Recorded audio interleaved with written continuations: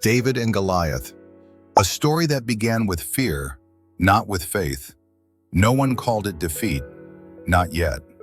The Israelite army had been standing in the valley of Elah for many days. The formation was correct. Weapons were in the hands of the warriors. The king was in his place. From the outside, everything looked like preparation for war.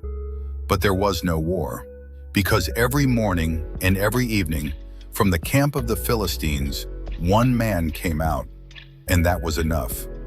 In the ancient world, this form of confrontation was well known. Instead of a full-scale battle, the outcome was decided by a duel between two representatives. The victory of one meant the defeat of the entire army. His steps were slow, as if he was not in a hurry, as if he knew time was working for him. He stopped in the middle of the valley, between the two armies, and lifted his head. His armor gleamed in the sun. His spear was heavier than the swords of other warriors. His height shattered human proportions. The biblical description says that his armor weighed dozens of kilograms, and the spearhead was like a weaver's beam, a weapon created not for combat, but for psychological pressure.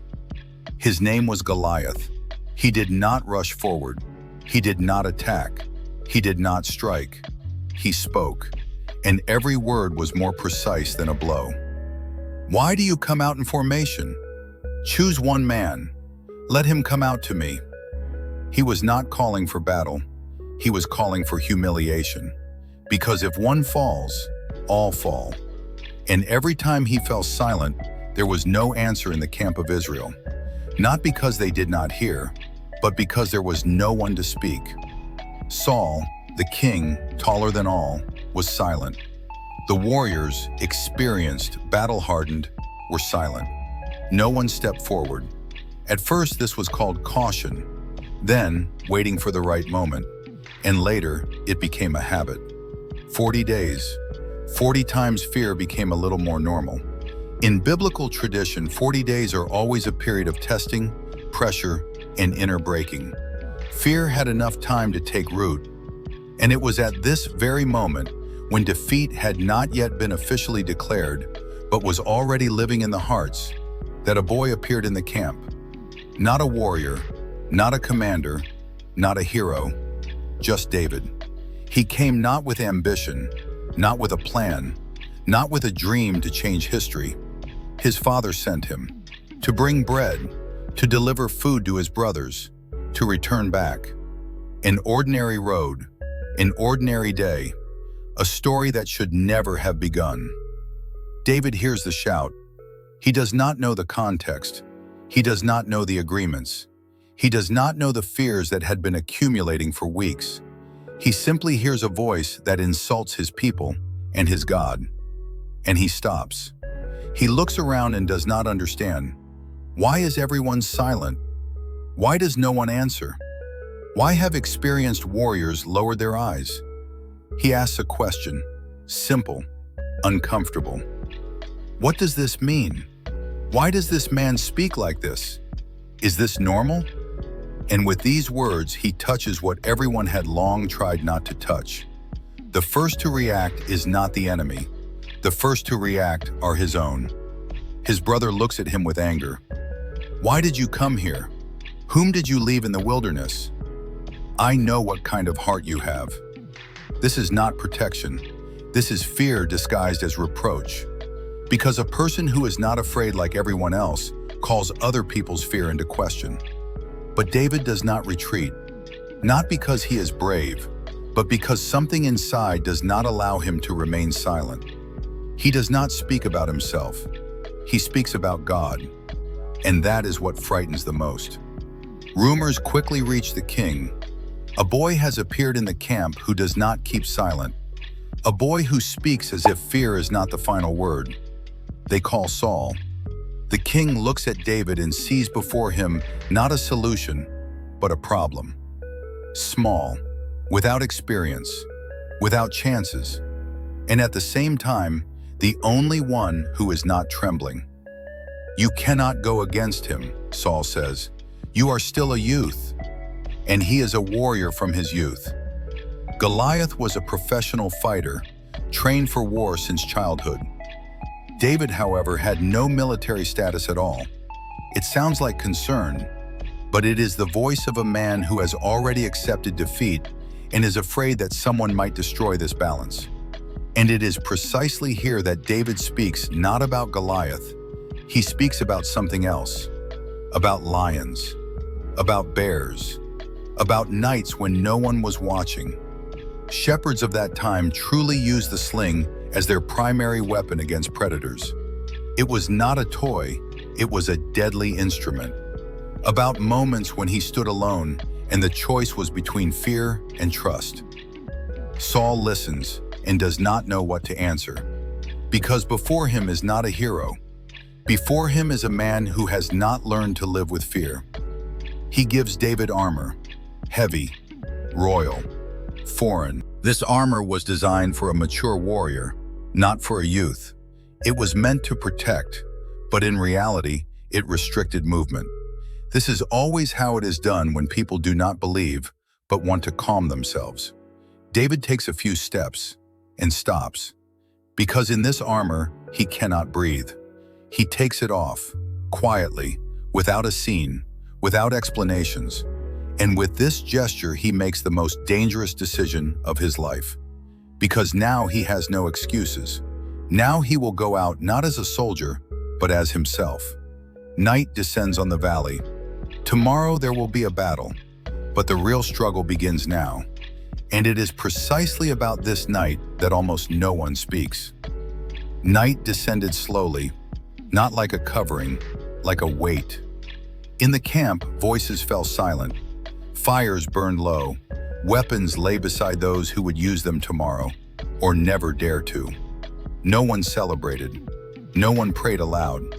Everyone waited for morning, and at the same time feared that it would come. David sat apart. No one called him. No one asked for advice. No one looked at him as a savior. For most, he was just a strange mistake of this war. He looked into the darkness of the valley, to the place where Goliath had stood during the day. Now it was empty, but fear had not disappeared, because fear does not need an image. Memory is enough for it. And it was precisely then that a thought came to David, a thought that comes to everyone before a great step. I can leave. He truly could. No one held him. No one recorded his name. No one expected responsibility from him. He could return to his father and say, I brought the bread. I fulfilled the task. I am not a warrior. And that would be true. But together with this thought came another. But what if I leave and tomorrow nothing changes? What if Goliath comes out again? What if everyone is silent again? What if fear becomes final? David did not see the future. He did not see victory. He did not see the fall of the enemy. He did not see himself as a hero. He saw only two options, to leave or to stay. And then fear began to speak, quietly, reasonably, persuasively. You are still young. This is not your responsibility. You owe these people nothing. God will find someone else. Fear always sounds logical. David did not answer immediately. He knew this voice. He had heard it before, there in the wilderness, when a lion came out of the darkness, when a bear moved toward the flock, when there was no one around. Back then, too, no one forced him. He could run away, he could save himself, and lose the sheep. And then he understood for the first time, faithfulness is not heroism. It is a choice that no one sees. That night he was alone again, without music, without a crowd, without certainty, only him and God, who was silent. And that was the hardest part, because God did not say, "Go, I am with you." There was no sign, there was no confirmation, there was no promise that everything would end well. There was only memory. Memory of who he was when no one was watching, and memory of the fact that God had been with him in those moments. And David understood one thing: if he runs away now, he will live. But all his life he will remember this night, the night when he could have gone out and did not. Morning was near. The sky slowly brightened. The air became colder. The camp was waking up. Someone was putting on armor. Someone was silently praying. Someone was staring at the ground. And at that very moment, David stood up. Not sharply, not with pathos. He simply stood and went. He did not take a sword. He did not take a spear. He did not take armor. He took only what was his, a sling, a few stones, and a decision that had matured in the night. When he stepped into the valley, no one applauded. No one shouted. There was silence. The silence of people who understood there was no way back now. Goliath came out to meet him, and for the first time he smiled not contemptuously, but in surprise, because he expected a warrior and saw a boy. "Am I a dog," he said, "that you come to me with a stick?" He cursed. He laughed. He was confident, because he did not know the main thing. This battle had been decided already in the night. David did not answer with a shout. He spoke calmly, not to Goliath, but to everyone who was listening. "You come against me with sword and spear, but I come against you in the name of the Lord." At that moment, the story ceased to be about size and strength. It became about trust. Goliath took a step. David did not retreat, because the one who did not run at night does not run in the day. Only a few steps remained between them. Goliath walked confidently. He did not hurry. For him, this was not a battle. It was humiliation. He knew, one strike and it would be over. David stopped, not because he was afraid, but because there was no need to go any farther. He did not look at the armor or the spear. He looked at the moment. In the camp of Israel, someone closed their eyes. Someone whispered the name of God. Someone turned away, not wanting to see the boy's death. Goliath raised his hand, and at that very moment David ran. Not chaotically, not out of fear, confidently. A stone lay in the sling, a familiar movement, the same one he had done hundreds of times when no one applauded. The world seemed to freeze. There were no shouts, no music, no pathos. There was only the sound of air. The stone flew. One. Without a second chance. The impact was brief, not loud, not theatrical, just precise. Goliath stopped. For a moment, it seemed as though nothing had happened. He was still standing. Then his body swayed, armor clanged, the ground shook, and the giant fell. Silence, deeper than ever before. No one shouted. No one believed their eyes. The one who yesterday seemed invincible lay motionless. David did not celebrate. He did not raise his hands. He did not look at the crowd. He approached the body, took Goliath's sword, and finished the battle, not out of hatred, but to leave no doubt. Only then did reality catch up with everyone. In the camp of the Philistines, panic began. They were not running from David, but from the realization that their God did not save them. Their strength did not work. Their fear was useless. Israel awakened. What had been bound by fear suddenly came alive. The warriors ran forward, not following a boy, but following the faith they had just seen. Victory rolled through the valley, but the most important thing did not happen there. Saul watched silently and saw not just triumph, but a threat, because he knew this story would not end with Goliath. Women sang, the people rejoiced, and in the middle of that noise, David stood slightly apart, with a stone that would never again be just a stone.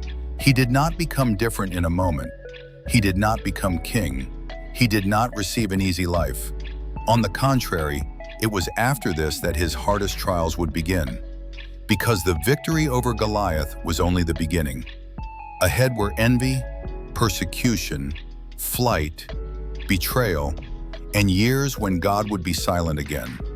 But now David knew the most important thing, not because he won, but because he did not run. And this story is not about a stone, and not about a giant. It is about the moment when a person decides who rules their fear. Because everyone has their own Goliath, sometimes external, more often internal. And not everyone who is afraid loses. The one who loses is the one who does not step out.